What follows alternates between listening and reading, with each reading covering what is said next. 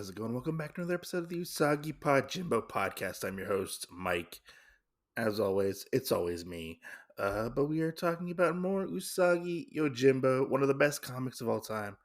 I am going through it through the first time and want to talk about it and talk about my experiences with this particular comic, written and drawn by Stan Sakai. But we are going in to issue 19, which is Frost and Fire. So let's get into this. I am reading from the Usagi Yojimbo Origins Volume 4, which is the first reprinting of the Fantagraphics run, um, with some issues, give or take, that are not in this particular run. There's some issues that aren't in it. But we're talking about Frost and Fire today. And so our story starts out with a woman thanking Usagi for coming. Uh, Lord Noriyuki speaks highly of you, this woman says. And, I need your specific abilities and discretion in order to complete this task for me. It is the most delicate matter, apparently. And Usagi understands, and we find out this lady's name is Lady Koriko, is her name. And Lady Koriko, her husband died. His name was Nagao, I believe that's how you say it. And Lord Nagao, or her husband, who was a samurai, Nagao, he was a retainer for Lord Noriyuki. And we find out that he has recently passed. We don't know exactly how long he has exactly been dead, but he died while away doing stuff for Lord Noriyuki. Uh, we find that this woman, Kariko, she wants the swords that belong to her late husband, because they're like a family heirloom and they're priceless. We find out that she does not want the body at all. And so Usagi is very much taken back and surprised that, she doesn't want to bury her husband. She just wants these swords in order to pass them down to her son, because I guess that's what you do when you're a samurai. Koriko ends up telling Usagi all this information that he gathers, or that she gathered exactly. And she tells him that it's in his swords are in a poor town to the east, a village to the east. So she sends Usagi there to go look for these particular swords, and that's where we end up next. Is Usagi traveling to this town? He goes into this tavern, saying, "Excuse me," and walks in, and he sees some ne'er do wells. I would have to say, some unsavory people, but he's seeking information about a Gaishu samurai, Nagao, and he very much gets the cold shoulder, and people start to like kind of look at him, and he's like, I guess I'll try someplace else. As he's leaving, he meets this cat guy who was in the bar, and he's like, "Excuse me, samurai, I actually can help you in this endeavor. My sister Atsuko, I believe that's how you say her name, Atsuko is his sister, and she actually has the swords, and I'm sure she'll be willing to give them to you," he says, "for a reward, you know." And that's where we end up. Usagi ends up meeting Atsuko, and Atsuko is very much against giving up these swords. She's like, "No, I refuse to part ways with these swords." And her brother's like, "But Atsuko," she's like, "No, I will not part way with these. These are the only things I have to remember Nagao-san with." And Nagao-san was disillusioned by the regime and rigid structure and formation and restrictions of the samurai class, and he would not want to live that way. And apparently, he did not want to live that way, so that's why he left. I guess his wife didn't know he left, but eventually, Nagao left, and he left it all behind. He left his duty-bound honor to Lord Noriyuki, and he ended up uh, striking up or kindling a relationship with Atsuko. And we find out that it was very much a romantic relationship, and they fell in love, and this love was unthinkable, apparently. because samurai for a samurai to love a peasant is unthinkable because they are very much different classes. A lot of peasants are very much lower class, and samurai are somewhere, if I remember correctly, somewhere in the middle between like a lord and a peasant. So they're kind of like almost, I think they're almost like a middle class kind of. But there very much was a class restriction on them, I would say, because Atsuko mentions that it's very ironic, isn't it? The symbol of this class restriction that divides us now is the only thing that she remembers. And Lord Kariko is basically wants these swords as family artifacts and just to give to her son to keep, and he won't know exactly what they truly mean. Uh, in a sense, like they very much have like a very much sentimental value to Atsuko, I would say, and it's more of like a status symbol to sorry, Kiri. It's very much a sentimental thing for Atsuko, and for Kiriko, it's very much like a status symbol. I would have to say with that part. As Atsuko is breaking down and crying, she starts talking and explaining to Usagi what exactly happened. They were actually going to uh, do like a lover's suicide, but he ended up actually being murdered. And she actually didn't have the strength to actually take her own life. That's why she is still alive at this moment. According to Atsuko, we find out that Nagao was actually murdered by bandits, and as he was walking back in the town, he was apparently murdered. He didn't even have time to take out his sword from his scabbard. He was very much unaware, so he ended up getting murdered, and I guess he ended up getting stabbed behind his back because these guys ended up sneaking up on him. And we find out that Lady Kiriko ended up not even sending for his body. That's how much she actually didn't even care. She didn't even pay people to send for his body. She just left his body, and all she wanted was his swords. Atsuko's brother ends up pleading with her, please give rid of these swords. We need the money. We could do so much with this money. And Usagi kind of chimes in and he's like, these swords represent the essence of a samurai. It is improper.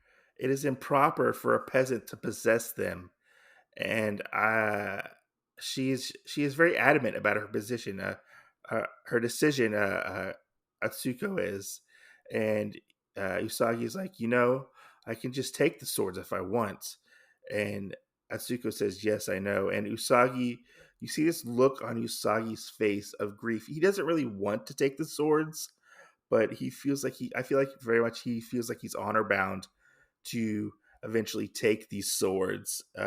But alas, Usagi ends up leaving Atsuko and her brother alone. Usagi ends up saying he's going to go stay the night in the town. And if you can reach me, you can reach out to me if you change your mind. And Atsuko's brother is very much like, oh, of course, yes, Samurai, we will definitely get in touch with you. And he's like, forgive my sister's hot temper, sir. She is too passionate of a woman, apparently. That's what Atsuko's brother ends up saying. As we see Usagi leave, he thinks to himself how these two women can be so completely different. And we switch from that to Atsuko and her brother is like, are you crazy? We could live like lords for the rest of our lives. Sell him these swords. And she is very adamant. She says, no, our land is fertile. If we don't have enough money because uh you're the one unwilling to work. You spent all of your time and money with those cronies at the inn, and they start to fight and tussle. And he's like, why won't you sell these swords? We could have a fortune. Give them to me. And she's like, no, no, let me go. And as they tussle, and he's like, don't worry, I'll give you your share. And he like pushes her back and throws her, and she goes to lunge for her brother. Atsuko does, and he's like, "No." She says, "Though no, those belong to me." And she's like, "Give them back." And she goes to grab the hilt, the scabbard of the sword, and it pulls back, and the sword comes out. And Atsuko's brother is like, "Let them go, stupid." And he accidentally or purposefully, it's hard to say, ends up stabbing Atsuko in the side. We see Atsuko's brother. He's like, "Sister, sister, how can you forgive me?" And he starts crying and crying. And he kind of changes his tone. And he goes and he starts like, "Ha ha ha ha ha," you know. He's like, goes and leaves and gets the swords. He's like, "Innkeeper, where's that samurai?" And the innkeeper tells him upstairs. So he goes back to the inn. He's like, "Good. Give all my friends a round of drinks and stuff like that." And he goes up to the samurai's room, which is Usagi. He goes up to Usagi's room and he's like, "Hey, samurai, I have the swords for you. Open your door." And Usagi opens his door and he's like, "Hey, what about your sister? What's going on?" And he says, "Atsuko finally listened to reason and begged me to sell the swords for her, you know." But Usagi says, "But she seemed very adamant a while ago." And he's like, "No, no, no, no. We Here's the swords. Pay me my money. Thanks a lot. I'll put the money to good use." Atsuko's brother says, and I don't even think he ever actually gets a name. I just think he's Atsuko's brother. And Usagi happens to look at these swords, and he's like, "These swords are definitely a fine set, and they would pass, are worthy to pass from father to son, but they are worth a lot." But I guess his mission is complete, and he happens to see that Atsuko's brother is whining and dining all of his friends, having a good old time as they're throwing back a couple drinks, a couple of sake and stuff like that. Usagi happens to say, he's already squandering the money. What a useless brother Atsuko has. I don't trust him. He's like, "But I think I better go talk to her." So he ends up going to talk to Atsuko. So after Usagi leaves the bar, we see Atsuko's brother, and he's like, "Well, I got to go clean things up at the house, And the guys are like, "Oh, how about you treat us to another drink?"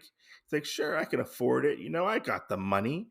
And so later on, these other guys are like getting jealous, and they're like, "Hey, why does he deserve all the money? What's going on? We need more drinks. We can barely afford our drinks." So they get up and they're going off to find Atsuko's brother, I'm guessing to take all of his money.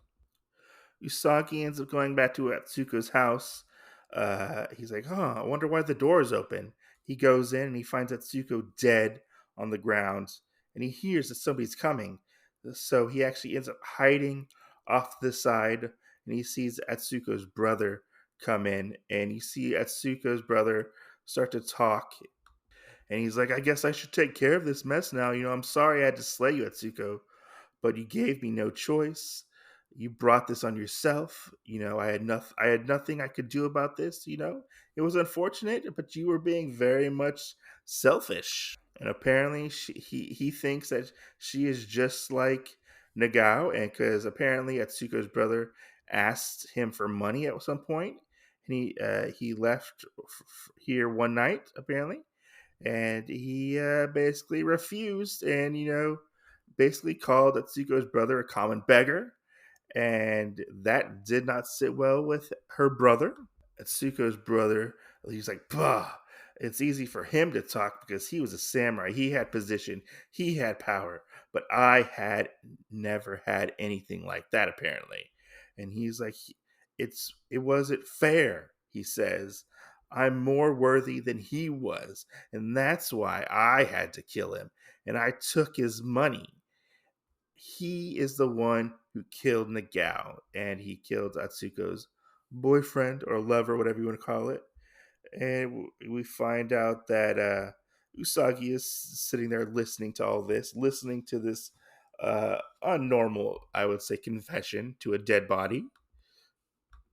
And we see Usagi say, "You're coming with me," pointing at Atsuko's brother. He's like, "No, no, you can't. You can't. Here's all the money. Take all the money back." Usagi's like, "Don't resist." But I'll be tried for murder," he says. And he's like, "No, I won't. Let me go." Oh, Suko, you're troubled. You caused me trouble so much, and he runs off. Her brother does, and we end up seeing the guys from the bar, and they're like, "Hey, how's it going?" And he's like, "Oh, my friends, I'm glad to see you. The samurai is after me. He's trying to kill me." And they're like, "Hey, where's the money?" "Yeah, where's the money? Give us all the money." And he's like, "Oh no." Soku's brother is like, "I don't know. I don't have the money. The samurai has the money. You can get it from him." And he's like, "No, no, stay back, my friends." And he basically gets the shit beat out of him, and we see them pummeling him and beating him. And he's like, "Oh, they're like, oh, he does not have the money. The samurai has the money." And so they see Usagi, and Usagi sees them. This is a very uh, well drawn picture because Usagi is very intimidating, and these guys, they end up going after Usagi. Usagi never even takes his sword out of his sheath.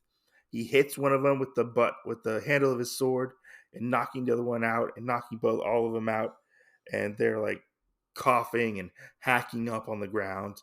And he said, "You're all coming with me to the magistrates." Wow. You win, samurai. We give up. We give up, they say. And we see on the next day, so apparently Usagi takes all these people to the magistrate, and we see Usagi said, "Your life was unfair for both of you." He's talking to these two gravestones, and he feels obligated to very much return the swords to Lady Kuroko, but Atsuko, but she does deserve to be buried next to Nagao. So you will be together for eternity. He tells them to rest in peace, and he walks off. And that's where our story ends. I have to say, this story was very, very sad. I was very interested in the class the classism of the particular classes of the samurai and the peasant. I really didn't know that. I thought Usagi was more of like almost like a peasant class now because he was a ronin. He's not like technically like a full samurai. He's like a masterless ronin. But it's interesting to see like samurai could give their ways up, their like their duty of being a samurai up just for love. That's very interesting because Usagi hasn't done that before. Usagi's still very much with the samurai way, and to see like such heartbreak in this story, and see like what could have happened, but what does happen, and nobody really at all gets a happy ending whatsoever in this issue. It was so sad. I felt for the characters. You know, Atsuko's brother was just a fucking asshole the whole time, and Kuroko would just really cared about the stature of or the stature or like title for having the swords, being a samurai's wife and whatnot. It was definitely a lose lose situation, I would say. And Usagi was very much honor bound to fulfill his duty as a samurai. Reluctantly, I would say, because I don't think that Usagi really wanted to take the swords from Atsuko. I could see that he knew how much they meant to her, so he was very much torn in that aspect. Uh, this issue just hit me right in the feels, I have to say. But it was really good for a one shot story. Uh, and I do feel like it very much adds layers to Sagi's character as a whole, because there very much is that gray area of whether or not you're doing the right or wrong thing. And I don't think even Usagi really knows, except for the fact that he got to help bury Atsuko with Nagao. I would say that was probably only the right thing to do, just by a sliver, I would say. But definitely a well done, well paced story. Stan Sakai did a hell of a job definitely walking and playing in the gray areas between good and evil, I would say. It was very interesting to see. But we are moving on to the next issue for the next podcast later, episode later. Hope you guys enjoyed this episode. Thanks for listening. Share the podcast. If you're new, go back and listen to all the old episodes.